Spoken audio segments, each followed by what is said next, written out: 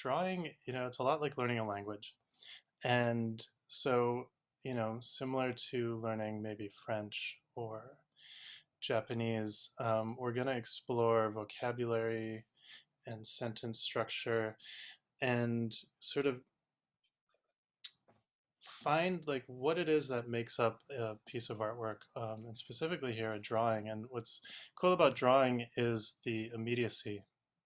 So it's, you have like your material, you have your hand, and you have your page, and the translation from your imagination, from your unconscious onto the page is very immediate. There's nowhere to hide. You're just, whatever you're observing, whatever you're feeling, it's coming through.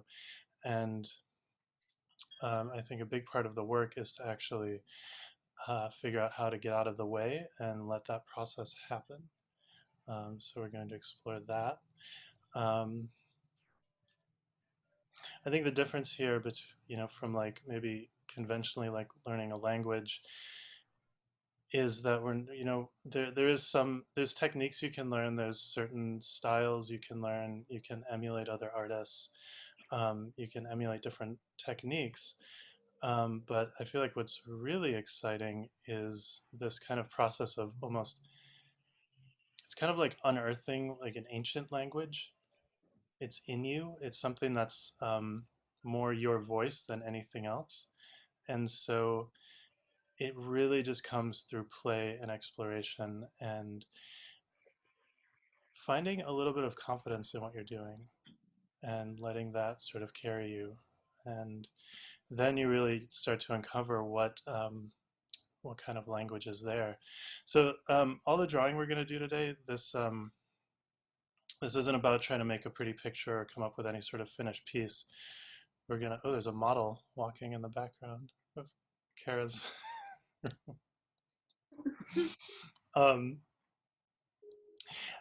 yeah, we're not trying to like show anything off here. This is just like, in fact, I, I don't even know if that we're going to necessarily share what we're doing. This is really an exploration and a chance to play a little bit.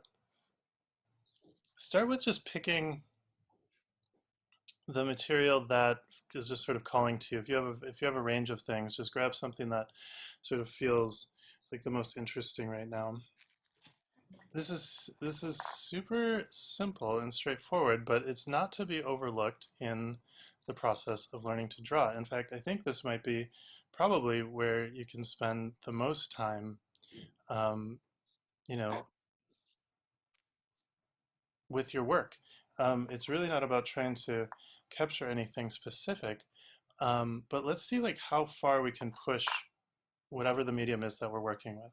So say you have a pencil, I have a charcoal pencil here, and I want you to play with like just exhaust what's possible with this pencil or your crayons or your pen. So you can kind of come in with it, like you might hold a pen and start to make some lines,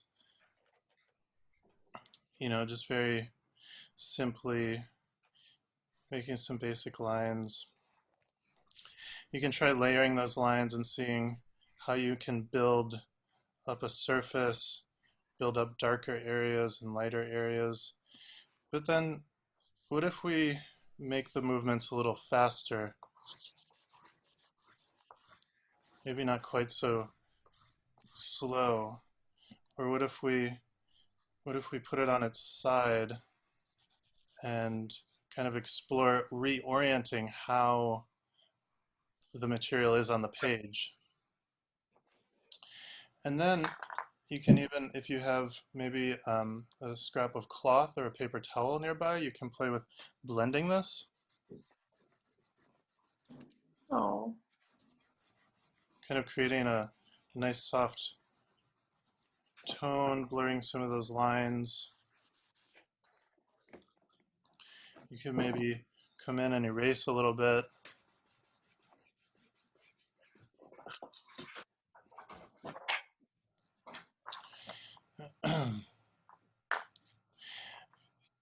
Also play with how you're holding your material.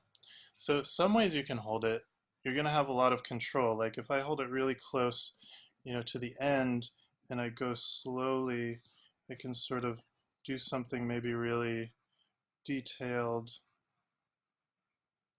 and I have a lot of control. I can go lighter if I want to. But then what if I take maybe a longer one and hold it at the end? So turn this over. And what if I just hold it at the end and really just, I don't know, see like what happens if I don't have so much control? Maybe I try to draw a circle while I'm holding the pencil at the end. And maybe try to shade in this circle a little bit.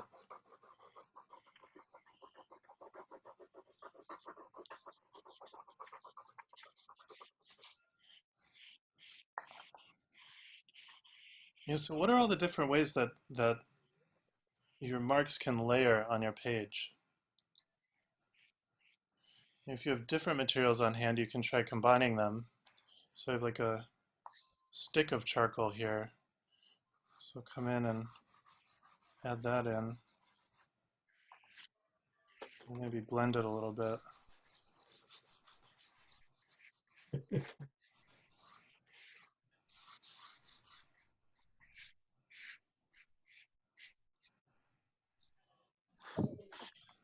So you're not trying to draw anything specifically. Really just like see what happens. You can blend with your fingers.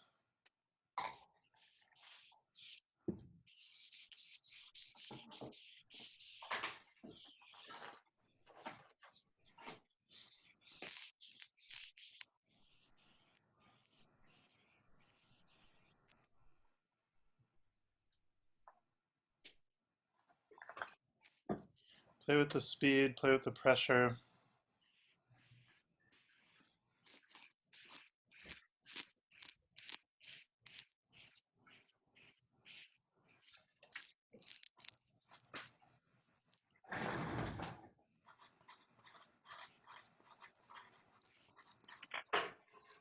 What happens if you make a lot of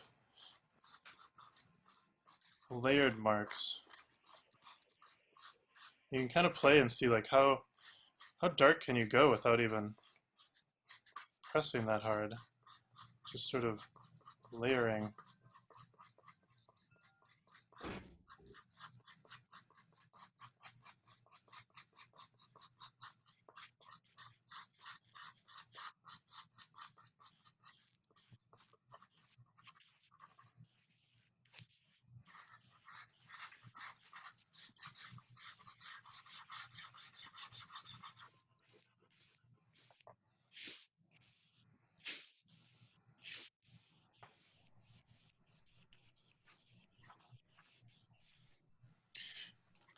I think part of what gets in our way with drawing is this like a little bit too much emphasis on trying to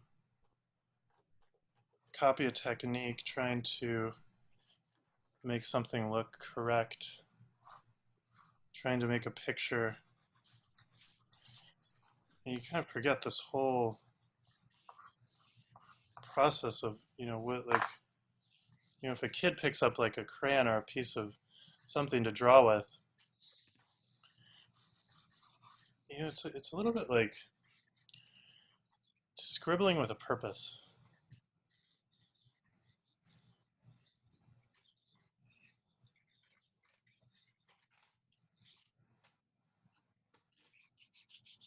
Bonus points if your hands get messy.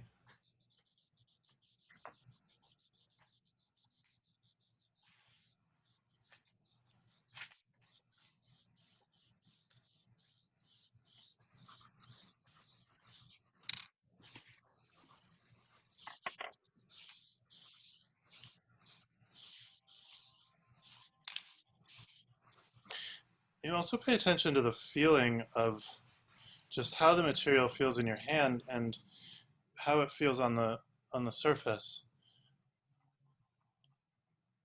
This can kind of be a really exciting part of drawing, just the kind of tactile sensation of making marks, of dragging a pencil or a piece of charcoal across the page, different, different ways of holding the material, different ways uh, of making a mark are gonna, speak to you more. So you can kind of notice that.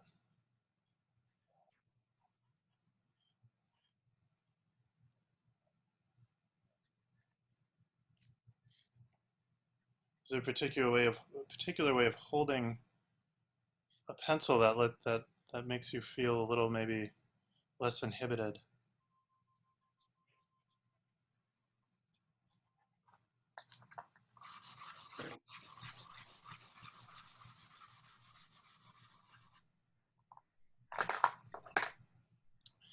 And then at some point you can switch to a fresh piece of paper, or you can just obliterate whatever you're doing and layer on top of it.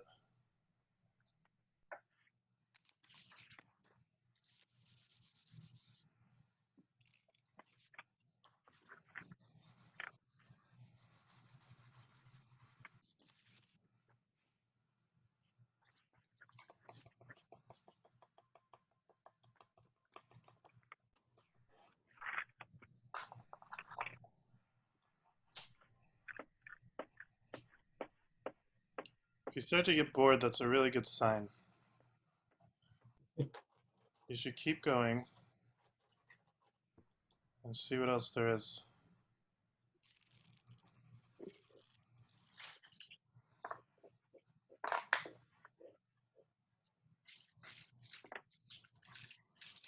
I had a drawing teacher once, maybe I think it was printmaking, and they said, when you get bored, that means you're finally getting somewhere.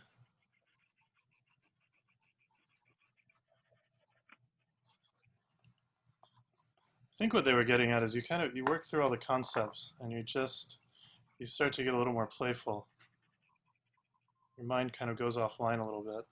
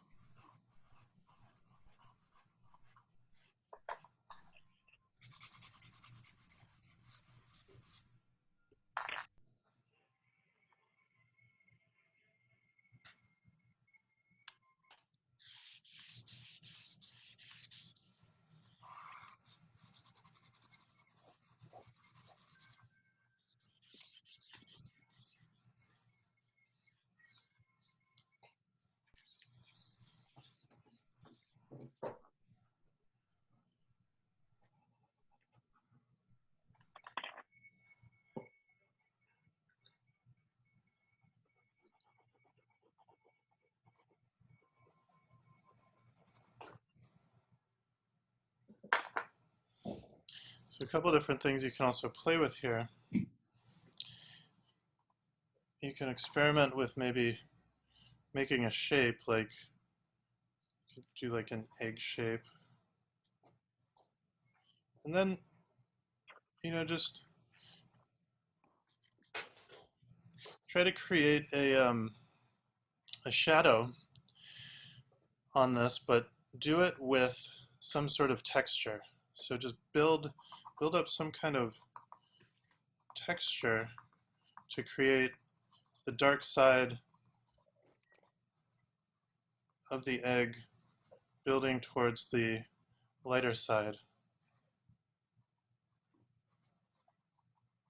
It's called gradation. So you're working with value, going from dark to light, but instead of just sort of blending or just using maybe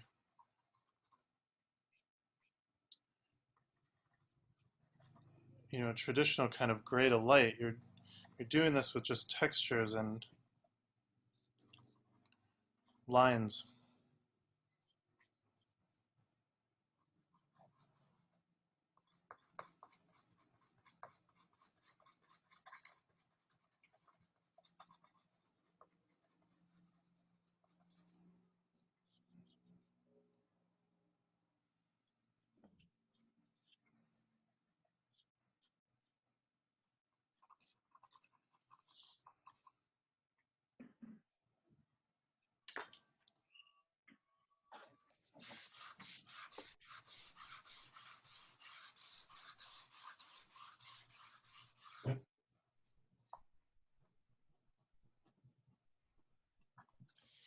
Then you can do the same if you have an eraser. You're doing something where you can work additively and subtractively. In other words, with a pencil or a piece of charcoal, you can lay down material with the charcoal and then you can subtract it with the eraser. So you can work backwards from dark going to light. Again, just with the texture.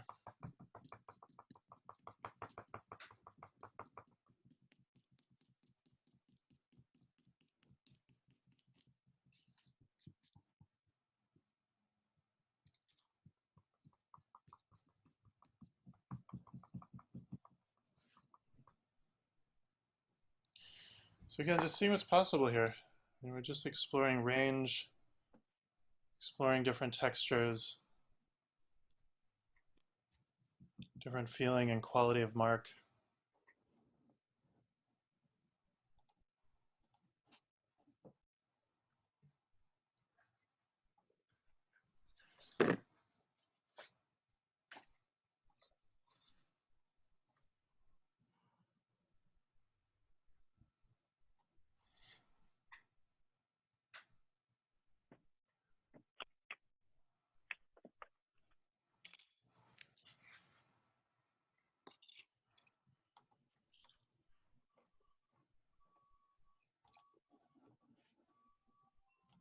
It can be really exciting to work with pressure and speed.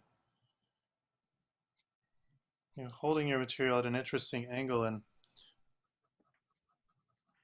just maybe starting a little slow and then just letting your hand kind of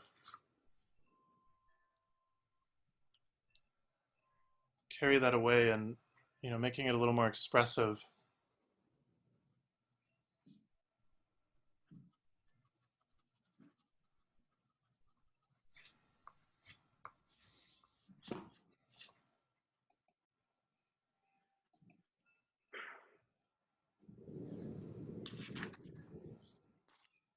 How does that feel and look different on the page than creating a lot of light marks?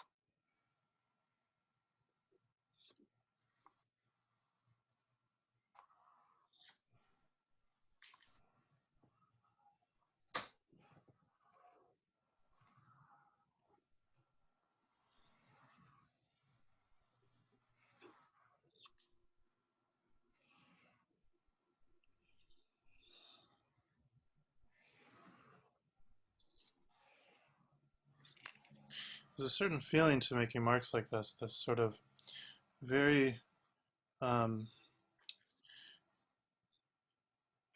it's somewhat controlled, but it's also, it's fluid. There's a sort of specificity and confidence to it.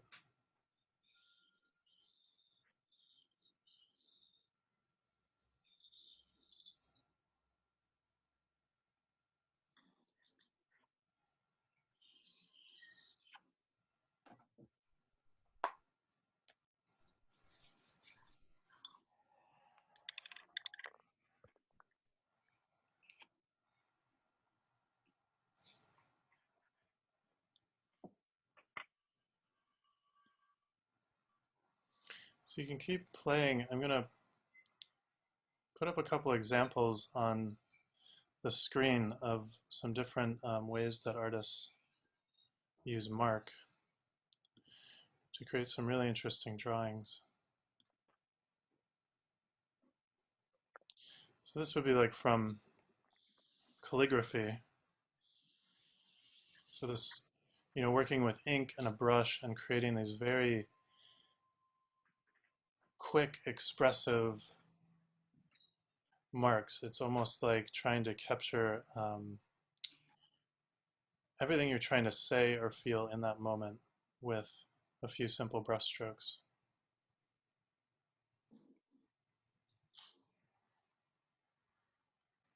Some other calligraphy examples.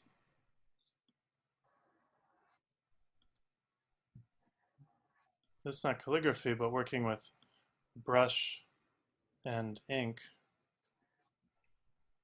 and just using a few. It's very sparse. Um, there aren't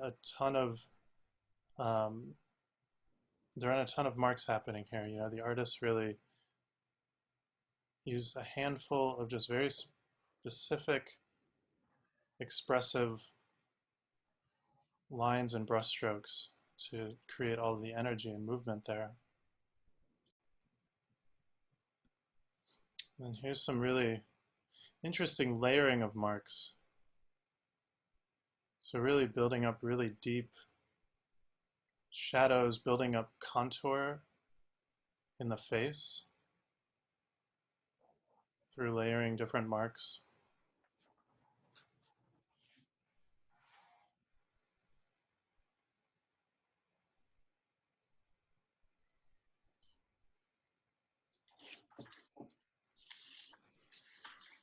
There's a lot of detail there, but it has a lot of softness to it as well.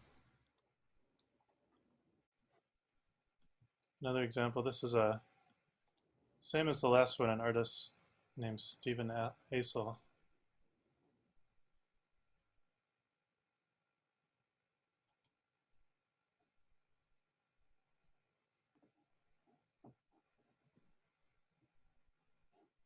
Yeah, so he's just really letting himself get expressive with how the lines are layered,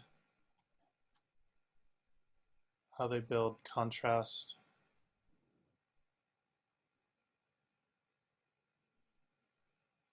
You can really feel, it's almost like you can feel the artist's hand in this. And I think that's what gets really interesting when we kind of get out of the mode of just trying to make a pretty picture and really allow our own hand and our own sort of expression to show up in the work. I thought this was a really nice drawing of a yam.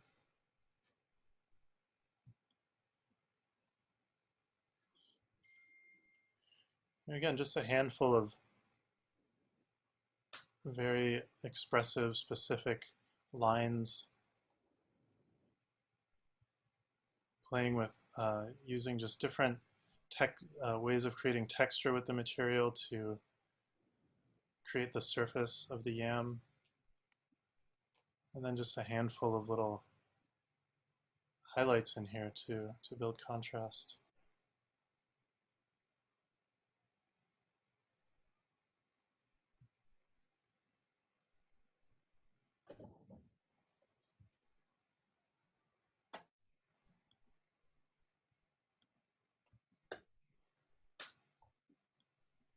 This is an artist who does a lot of work with charcoal and uses different types of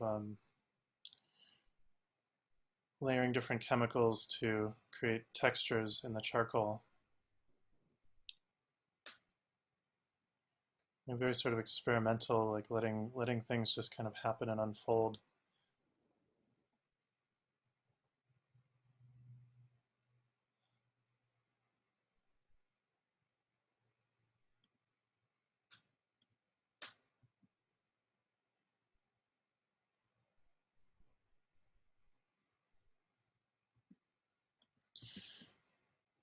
And here's an artist who does really expressive figurative work, and you can see how those sort of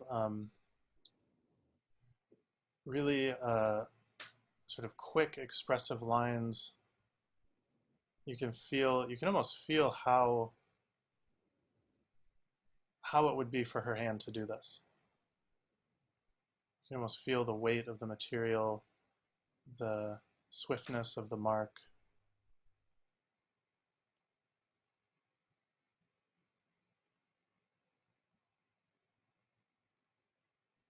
And so much of that is just letting yourself really just trust yourself, trusting your eye, trusting your hand.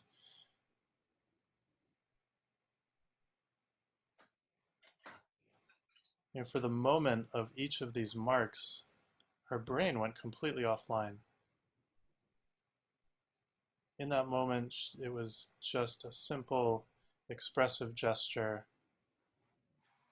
Make a mark, look, come back, make another mark, look.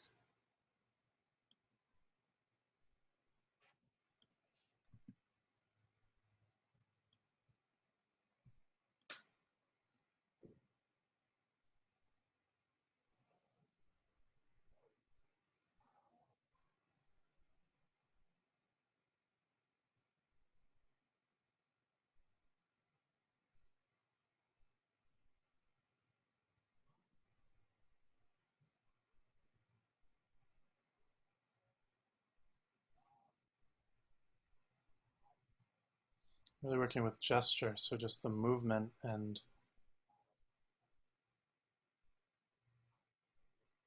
the feeling or the emotion of what you're drawing. Not so much trying to capture every little detail, but what really stands out, what captures your eye. I imagine with each of those examples, they were drawing something. They were drawing from observation. So drawing a model or a yam sitting on their table or a horse. Um, so it's not that there isn't intention, but in the execution of how you're actually drawing what you're seeing, um, you kind of get out of the way and let it unfold. And it's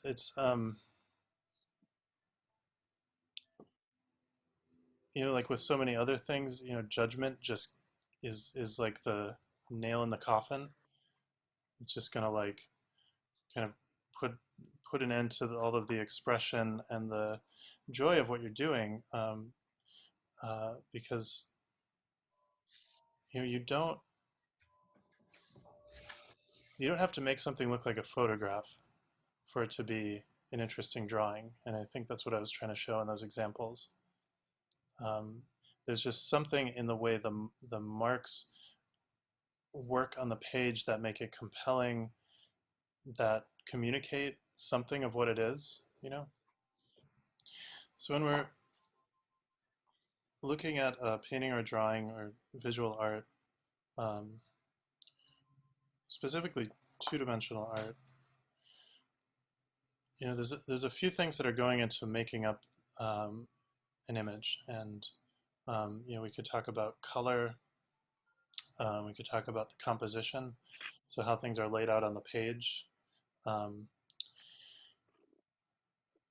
and we can talk about mark. And I feel like for me, those are sort of the three almost main buckets of what's happening to communicate something in an image. It can communicate the subject of what it is. It can communicate emotion, feeling, movement. But I think, for me, what the most interesting part of each of those, or the one that I feel like has the most immediacy of showing you who the artist is the mark. Um, and when in talking about mark, people might talk about sometimes say like line quality or a painterly quality, and this is all of these are sort of pointing to the way that the artist has chosen, usually a lot of times almost unconsciously, to express without words.